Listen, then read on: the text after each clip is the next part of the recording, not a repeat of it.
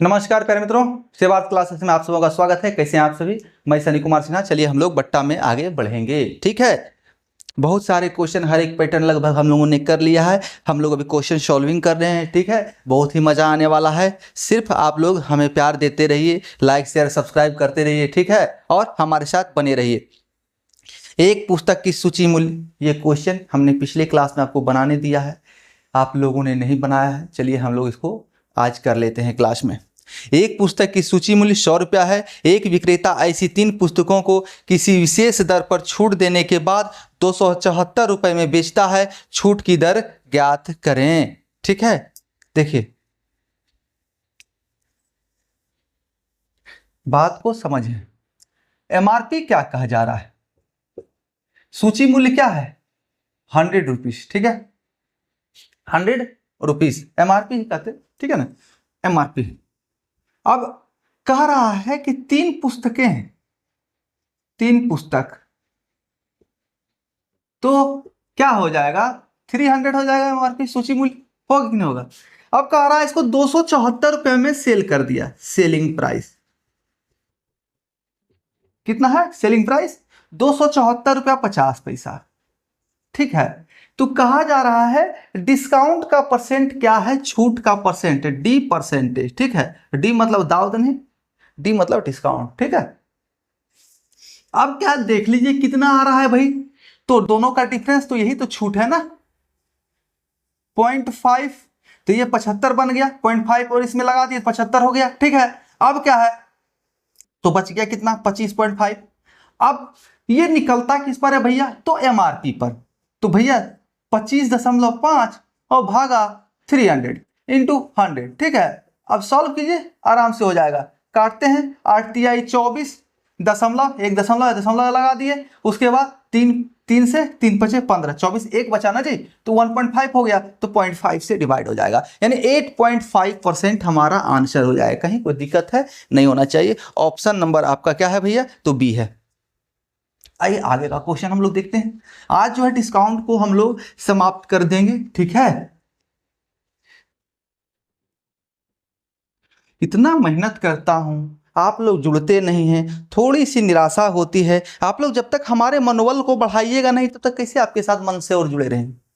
चलिए देखिए, एक विक्रेता ने किसी वस्तु का लागत मूल्य 30% बढ़ा दिया और अंकित मूल्य 286 रुपये तक कर दिया, परंतु बिक्री के समय उसने खरीदार को 10% छूट दी, तो लाभ का प्रतिशत कितना होगा? ठीक है, देखिए सॉल्व करने का प्रयास करें, होता है कि नहीं होता है। चलिए क्या है, तो लागत मूल्य को 30% बढ़ा दिया, सीपी प्लस 30%। लागत मूल्य तो यह ना जी, कॉस्ट प्राइस।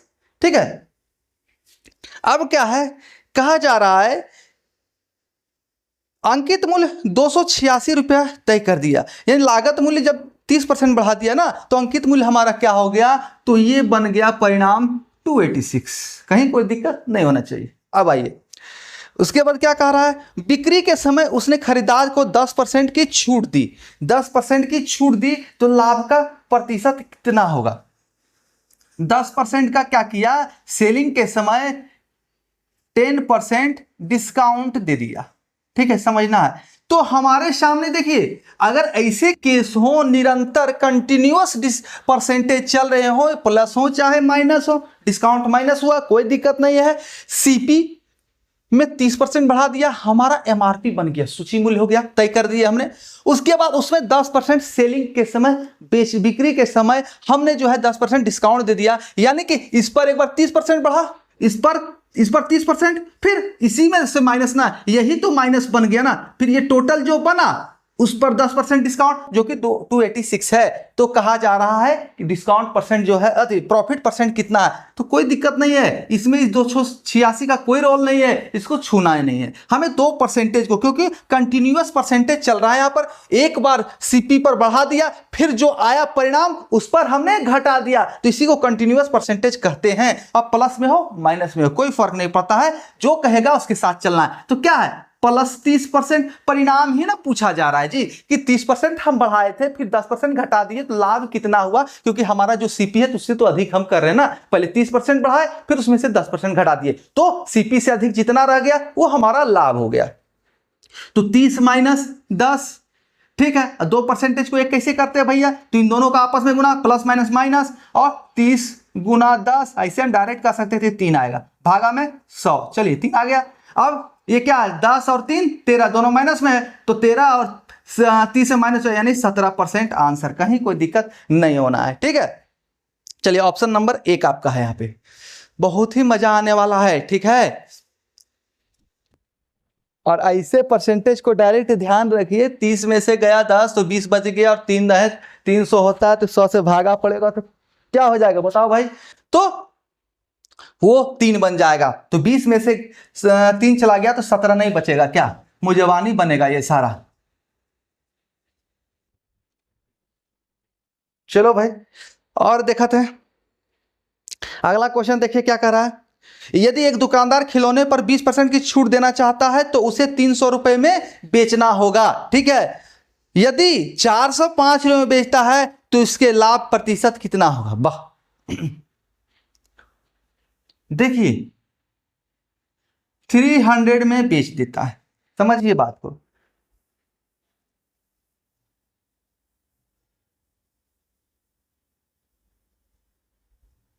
बीस % का डिस्काउंट देना चाहता है तो उसको 300 रुपए में बेचता है, समझिएगा बात को, 300 रुपए में बेच देता है, ठीक है। तो एमआरपी हमारा निकल आएगा इससे, ठीक है, कोई दिक्कत नहीं है। अब कह रहा है यदि वह 405 रुपए में इसको बेच देता है, यानी कि 405 रुपया में, ठीक है, तो इसका प्रॉफिट क्या होगा, प्रॉफिट परसेंटेज क्या होगा, ये निकालने के लिए कहा जा रहा है।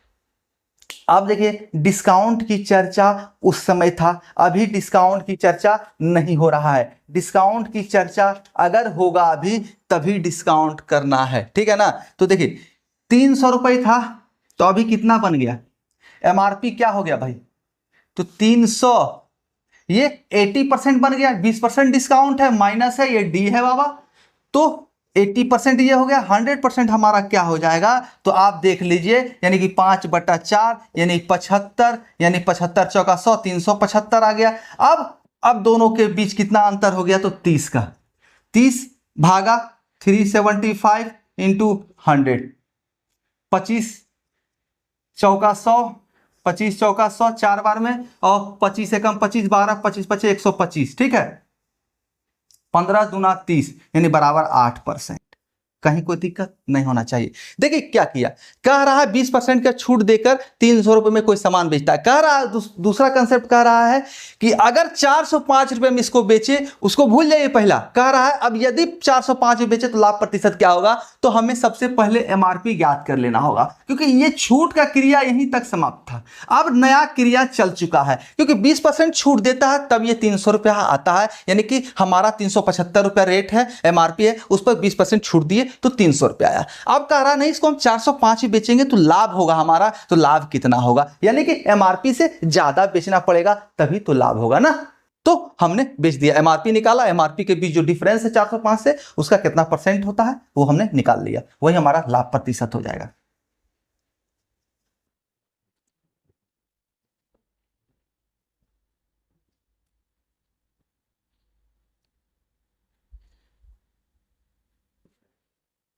चलिए आगे का क्वेश्चन हम लोग देखें। 1,00,000 रुपए में एक बिल पर मिलने वाली 40% की कटौती तथा दो 36% 4% की सतत कटौतियों का अंतर क्या होगा, वाह, कोई दिक्कत नहीं, बहुत ही अच्छा है, बहुत ही अच्छा प्रश्न पूछा जा रहा है।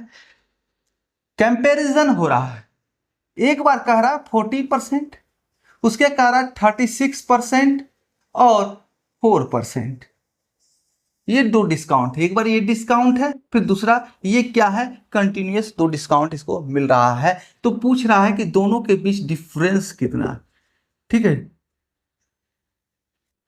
दोनों के बीच डिफरेंस कितना है, तो टोटल अमाउंट हमारे पास क्या है, 1,00,000 रुपीज, एक पे पर 5 शून्य, 1,00,000 बनाने के लिए किसी भी संख्या को 5 शून्य, 10 लाख बनाना है तो 10 पर 5 शून्य, ठीक है। अब आइए कहा जा रहा है दोनों के बीच डिफरेंस कितना होगा, तो सबसे पहले इन दोनों को एक कर लीजिए, दो कंटिन्यूअस डिस्काउंट है, इसको एक कर लेना है। तो देखिए हमेशा ये डिस्काउंट ज्यादा होगा। अगर समान डिस्काउंट, जैसे ये 40 है और इसको कितना भी टुकड़ा कर दे और 40 बनाने का प्रयास करे तो कभी 40% नहीं हो सकता है, वो हमेशा कम हो जाएगा। ठीक है, चलिए वो आपको डिस्काउंट पूर्वक बना रहा है देने के लिए। अब क्या है, 36 में से 36 -4 और ये भी माइनस में है क्योंकि दोनों डिस्काउंट है, तो माइनस माइनस प्लस हो जाएगा 144। 144 भागा 100, 36 चौका 144 होता है ना जी।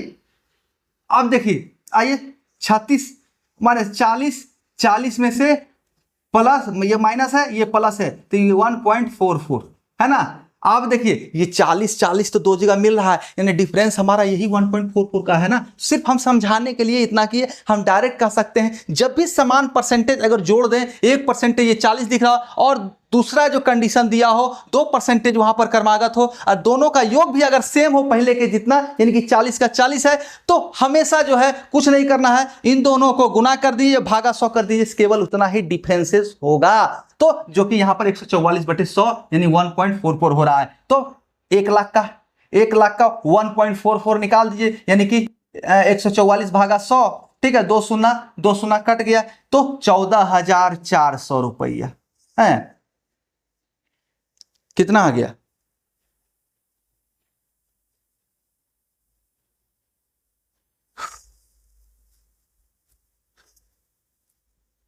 अच्छा हाँ ठीक है। अब परसेंटेज है ना जी 1.44%, तो भागा में भी 100 होगा, भागा में भी 100 होगा। ठीक है, वही हम कंफ्यूज हो रहे थे यार।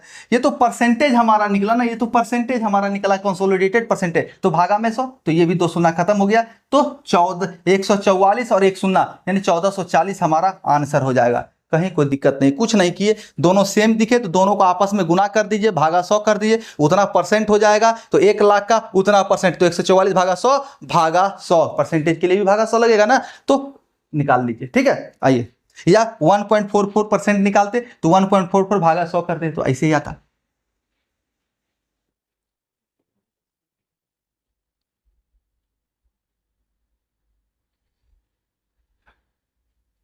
चलो अगला क्वेश्चन देखते हैं भाई। किसी घड़ी का अंकित मूल्य 1,000 रुपया है, एक फुटकर विक्रेता उसे दो क्रमागत पट्टों पर 810 रुपए में खरीदता है। इनमें से एक 10% है तो दूसरा अफटनीय है, दूसरे पट्टे का दर क्या होगा। चलिए क्या कहा जा रहा है, 1,000 रुपया है सूची मूल्य, सूची मूल्य है ना जी, अंकित मूल्य वही सूची मूल्य होगा। अब 810 रुपये में इसको खरीद लिया, समझने का प्रयास करना है, 810 रुपये में इसको खरीद लिया, तो कितना हो गया, 190 रुपये का डिस्काउंट हो गया। ठीक है, 190 रुपया, तो इस 1,000 का 190 रुपये कितना परसेंट हो गया, केवल ये देख लीजिए, केवल ये देख लेना है। तो 100 से मल्टीपल कर दिए, दो शून्य ये एक, यानी 19%। ठीक है, यानी कि 19%, 1,000 का 190 19% होता है, कहीं कोई दिक्कत नहीं होना चाहिए। अब समझने वाली बात यह है, हमारा एक डिस्काउंट क्या कह रहा है कि वो एक डिस्काउंट हमारा 10% का है। ठीक है, 10% का है, तो दूसरा डिस्काउंट हमें ज्ञात करना है। आप बताइए, एक 10% का है, इसमें से कौन सा ऐसा डिस्काउंट और लगाएं कि ये 19% का डिस्काउंट बन जाए। ये तो टोटल 19% आया ना जी, 19% का डिस्काउंट बन जाए, तो 10 और 10 किसका मल्टीपल करें कि 10% आ जाए। अब देखिए इसको हम तो डायरेक्ट कह सकते हैं 10%। ठीक है, क्योंकि 10 10 20 और माइनस माइनस माइनस प्लस 10 गुना 10 भागा 100, यहां से एक आया तो एक माइनस हो गया 19%। ठीक है, लेकिन हमें इस पर नहीं जाना है, इस पर देखिए हमको याद रखना, अगर याद है तो तुरंत हो जाए, कोई दिक्कत नहीं, और नहीं तो कोई ऐसे भी कोई दिक्कत नहीं हमको। 19% टोटल आ गया। ठीक है, कोई दिक्कत नहीं। ये क्या है, 10 माइनस 10,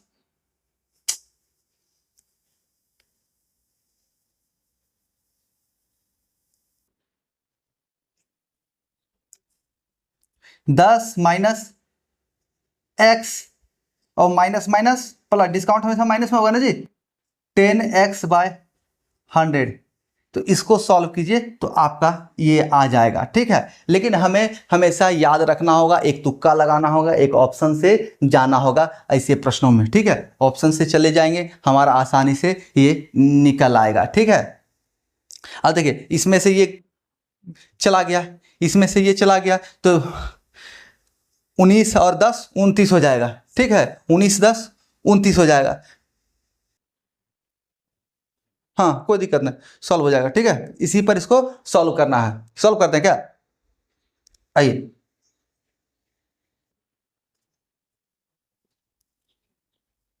उन्नीस 10 29 minus x plus 10 plus 1/x/10, ठीक है। चलिए प्लस x/10 इसको सॉल्व करते हैं हम लोग यहाँ पर। 10x प्लस माइनस में 10x और प्लस में x, यानी कि 9x माइनस में बटा 10 बराबर 29। कोई दिक्कत नहीं होना चाहिए। x बराबर 290/x, 290/9, तो 9 से तो कटता नहीं है, तो ये आएगा कैसे यार।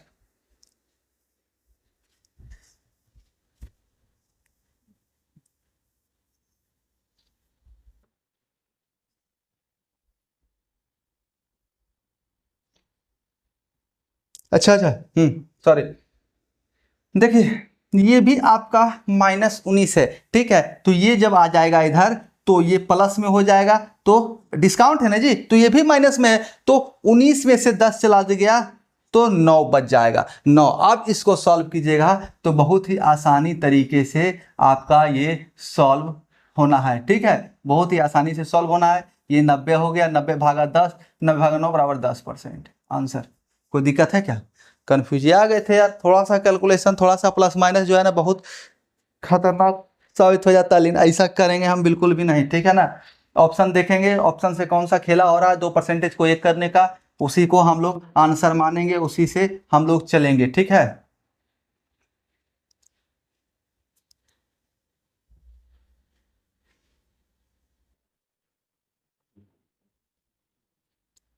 चलो भाई अगला क्वेश्चन हम लोग देख लेते हैं क्या कह रहा है। किसी शोरूम में एक वस्तु का सूची मूल्य 2000 रुपया है तथा 20% और 10% के दो क्रमिक बट्टों पर बेची जाती है, तो शुद्ध विक्रय मूल्य क्या होगा, ठीक है। तो सबसे पहले देखिए 20% -20 -10 क्रमिक बट्टा है ना, तो दोनों को एक कर लेते हैं, माइनस माइनस प्लस, और 20 गुना 10 200, 200 भागा 100, ठीक है। ऐसे नहीं करते हैं, दो को एक, दो परसेंटेज को एक करते हैं क्रमिक परसेंटेज को, तो 30 और -30 + 2 यानी 28%, ठीक है। अब क्या कहा जा रहा है, शुद्ध विक्रय मूल्य हमारा क्या होगा, ठीक है। शुद्ध विक्रय मूल्य क्या होगा, तो 2000 रुपया है मान सूची मूल्य, तो 28% अगर माइनस कर दें तो क्या बन जाएगा 72%, तो 72/100 यही तो विक्रय मूल्य हो जाएगा ना हमारा। डिस्काउंट माइनस कर देंगे तो 72/100, 2 शून्य खत्म, 144 यानी 1440 रुपये। कोई दिक्कत नहीं ना, कोई दिक्कत नहीं होना चाहिए। और 20 10 का 28 होगा, ये आपको मुजबानी आना चाहिए, ठीक है। 20 10 30 और 2 गुना 10 100, 200, 200 भागा 100 2। आइए अगला प्रश्न हम लोग देखते हैं।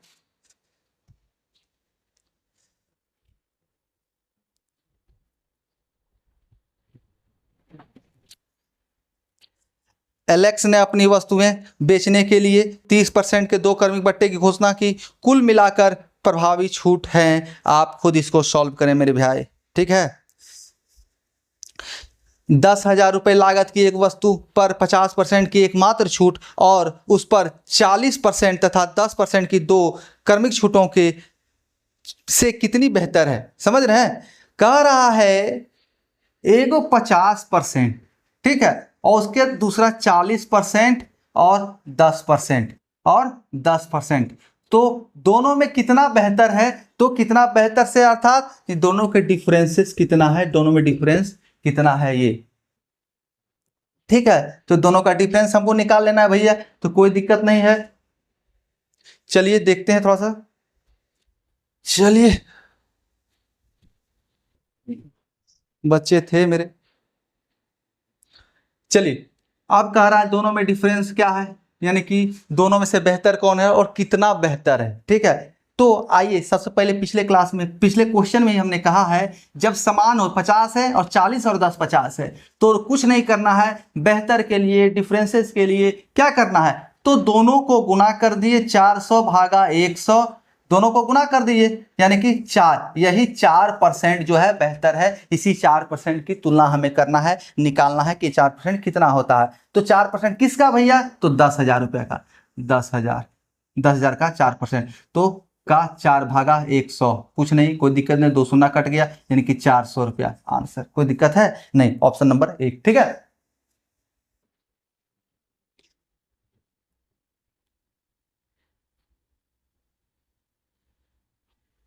चलिए देखते हैं आगे प्रश्न देखें हम लोग।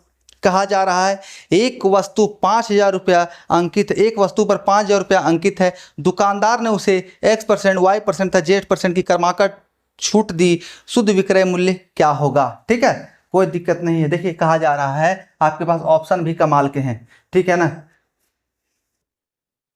5,000 रुपये अंकित मूल्य, कोई दिक्कत नहीं होना चाहिए। कहा जा रहा है क्रमागत छूट दिया गया, तो X% तो 100 माइनस एक्स, तो 100 में से माइनस होगा ना, x तो भागा 100, तो फिर Y% तो 100 minus X, 100 minus Y by 100 into 100 minus Z भागा में 100, यही है क्रमागत छूट को। तो हम लोग ऐसे ही निकालेंगे ना जब कुछ नहीं दिया हुआ रहेगा, ऑप्शन भी इसी तरह का रहे, ऑप्शन भी इसी तरह का है, एकदम निकालेंगे तो कोई दिक्कत नहीं। 2 शून्य 2 शून्य कट गया, 1 शून्य 1 शून्य कट गया, और ये 5 एकम 5, 5 दूना 10। तो आप देखिए किसी ऑप्शन में 100 minus X, 100 minus Y, 100 minus Z, ठीक है, अब भागा में 2 गुना 100 200 है कि नहीं, तो है, एकदम है, ऑप्शन नंबर सी आप देख सकते हैं। ठीक है, तो जैसा कहे भैया क्वेश्चन एग्जामिनर, जैसा आंसर चाहता है आप वैसा आंसर दें। इसको चाहते तो आप और छोटा कर सकते थे, सॉल्व कर सकते थे सबको, तो और बड़ा हो जाता, छोटा नहीं और बड़ा हो जाता। ठीक है, आइए अगला क्वेश्चन देखते हैं हम लोग। हर एक पैटर्न, हर एक तरह का जो क्वेश्चन आपको हम यहाँ पर दर्शन करा देंगे, दरस दिखाते है ना। किसी वस्तु की लागत 20% और 25% की दो अनुक्रमिक पर कटौती करने के बाद P रुपए आती है, तो वस्तु की लागत मूल्य क्या है। क्या कह रहा है, 20% और 25% है ना जी, डिस्काउंट कर दिया, तो SP क्या हो जाए, selling percent P, selling price क्या हो जाएगा P।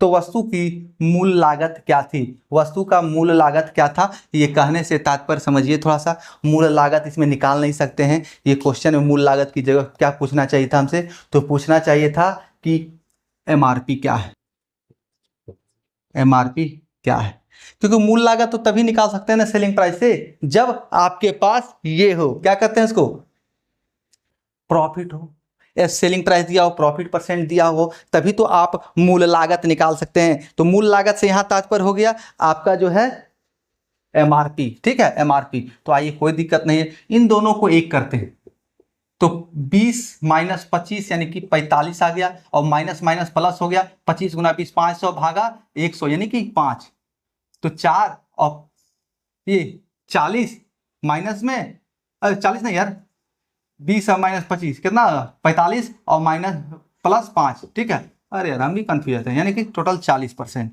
ये 40%। ठीक है, तो अब P क्या है, P आपका क्या है भैया, तो 60% है, क्योंकि 40% का डिस्काउंट दिया गया, तो हमको 100% निकालना होगा। ठीक है, तो कोई दिक्कत नहीं, 1 0 5/3, 5 दूना 10 3 दूना 6 यानी कि 5P/3 आंसर हो जाएगा, कहीं कोई दिक्कत नहीं है, ऑप्शन नंबर 1। ठीक है,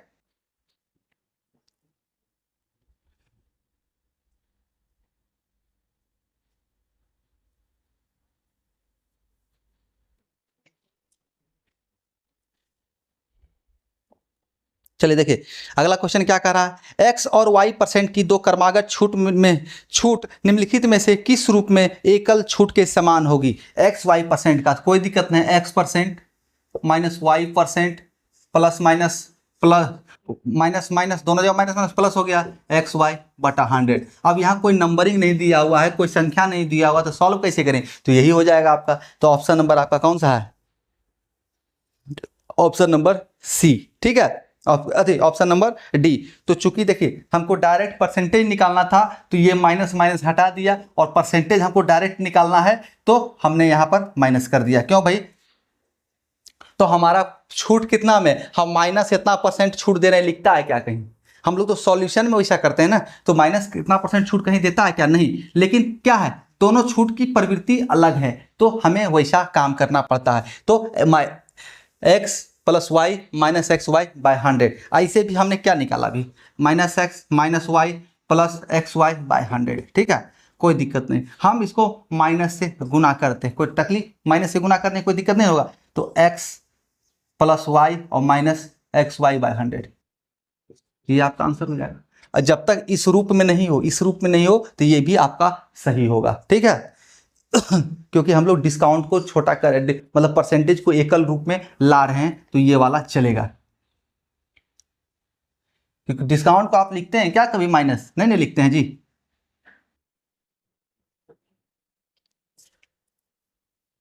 आइए अगला क्वेश्चन हम लोग देखते हैं। कोई व्यापारी अपने माल का 40% अधिक अंकित करता है और 25% का बट्टा देता है, तो क्रमागत बट्टा हो गया भैया, उसका लाभ निकालना है। कोई दिक्कत नहीं, दोनों को आपस में एकल कर दीजिए, जो आएगा वही आपका हो जाएगा, ठीक है।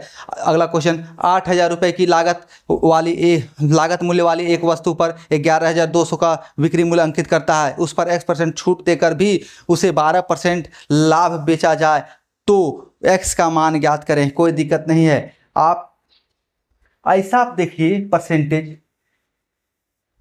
आप ऐसा परसेंटेज देखिए, ठीक है, कि जिस पर कि आपका जो है 12% को माइनस कर दें तो हमारा डिस्काउंट, मतलब मतलब ऐसा परसेंटेज देखिए जिसको सीपी में अधिक कर दें, बढ़ा दें, और उसमें से कुछ डिस्काउंट दे दें, तो 12% लाभ प्राप्त हो, ठीक है, 12% लाभ प्राप्त हो। तो ऑप्शन में आपके पास देखिए 12% लाभ प्राप्त करने के लिए क्या करना होगा, समझना है बात को। देखिए 8,000, ठीक है, 8,000 हो गया आपका। क्या किया, इसको ले जाके 11,200 पे ले गया, 11,200 पे, ठीक है ना। तो डिफरेंस कितना हो गया भाई? तो 3200 का। तो ये 8,000 का कितना परसेंट हो गया, कितना परसेंट वृद्धि कर दिया 8,000 में? 8,000 में कितना परसेंट वृद्धि कर दिया ये बताइए। तो 8,000 में ये 40% वृद्धि कर दिया, ठीक है। 8,000 में ये 40% वृद्धि कर दिया, यानी इसमें 40% वृद्धि कर दिया, तो ये 11,200 बन गया। अब इसमें ऐसा क्या माइनस कर दें कि वो हमारा जो है 12% बन जाए, हमारा लाभ जो है 12% का हो जाए, ठीक है। तो ऐसे भी निकाल सकते हैं। इसका 12% कितना हो गया भाई? तो 12% इसका कितना हो गया कि इसी पर तो लाभ होगा ना हमारा लागत मूल्य पर। तो 12 अठी 96, 2 शून्य कट जाएगा, तो 12 अठी 96 यानी कि 960 रुपया, 960 रुपया हो जाएगा हमारा 12%। अब इन दोनों का डिफरेंस निकाल लीजिए, तो वही तो हम वृद्धि कर रहे हैं ना, मतलब वही तो हम क्या कर रहे हैं, क्या कर रहा है, छूट दे रहे हैं। उतना ही अमाउंट का हम लोग छूट दे रहे हैं, जितना डिफरेंस आएगा उतना ही छूट दे रहे हैं, क्योंकि हमें कितना मिल रहा है, तो 960 रुपये केवल प्रॉफिट चाहिए। तो दोनों के बीच जितना गैप है वही हमारा छूट हो गया, मतलब वही हमारा डिस्काउंट हो गया। तो आप आइए 3200 में 2260 आ गया, 2260, ठीक है। अब एमआरपी का ये 2260 रुपये कितना परसेंट है, ये हमें निकालना होगा। इसको सॉल्व कीजिए, आपका आंसर आ जाएगा। लेकिन क्या हमें ऐसा करना है? कभी नहीं करना है, हमको ऑप्शन के साथ चलना होगा। हमें यहाँ पर क्या मिला भाई? तो ये 40% है, हमें यहाँ मिला ये 40% है। तो 40% में ऐसा क्या माइनस कर दे कि ये 12% आ जाएगा। आप ऑप्शन से चेक कर लीजिए, इसको ऐसे प्रश्नों को हमें ऑप्शन से चेक करके ही सॉल्व करना है। 40 माइनस 20, ठीक है, 40 माइनस 20 कर दिए, हो गया हमारा आंसर। तो 40 में से 20 गया, तो 40 हमने वृद्धि किया, प्लस किया और 20 घटा दिया, तो हमारा बच गया कितना, 20%। और दोनों को एक कर रहे तो 4 दूना 8, तो 8 माइनस हो गया, तो 12%। इसको एक तरीके से और बनाया जा सकता है, 40 माइनस 12 भागा 140 इंटू 100, ठीक है। तो 28 भागा 140 गुना 100, 28 बचे और 20 बचे, यानी 20%। समझ में आया? जितना वृद्धि कर दिए हम, जितना वृद्धि हुआ यहाँ से यहाँ, ठीक है, और जितना प्रॉफिट कह रहा है, प्रॉफिट कर रहा है माइनस हो जाएगा, अगर लॉस कहता तो प्लस हो जाता, ठीक है। प्रॉफिट कह रहा है माइनस हो गया, लॉस कहता तो प्लस हो जाता। और भागा में कितना, ये 140 बन चुका है, ये यहाँ से आगे कितना हो गया, 140% बन चुका है, तो 140 से भागा दे दिए, इंटू 100 कर दिए, तो 140 का जो डिफरेंस कितना परसेंट है वो हमें निकल आएगा, ठीक है।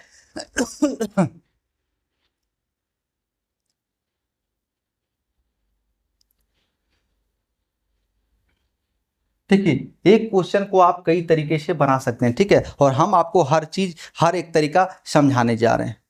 आइए, एक व्यापारी अपने मूल्य का उसके क्रय मूल्य से 30% अधिक अंकित करता है और उसके बाद इस पर 15% बट्टा देता है, तो उसका क्रय मूल्य कितना होगा जिस पर उसे 84 रुपये का लाभ मिलेगा, ठीक है। इसको आप खुद से सॉल्व कीजिएगा, हम ना सॉल्व करेंगे, ठीक है ना भाई। बहुत ही मजेदार क्वेश्चन है, कुछ नहीं है, पिछला क्वेश्चन ही है, बहुत अच्छा से सॉल्व होगा, सिर्फ आप थोड़ा सा मेहनत कीजिए। आइए,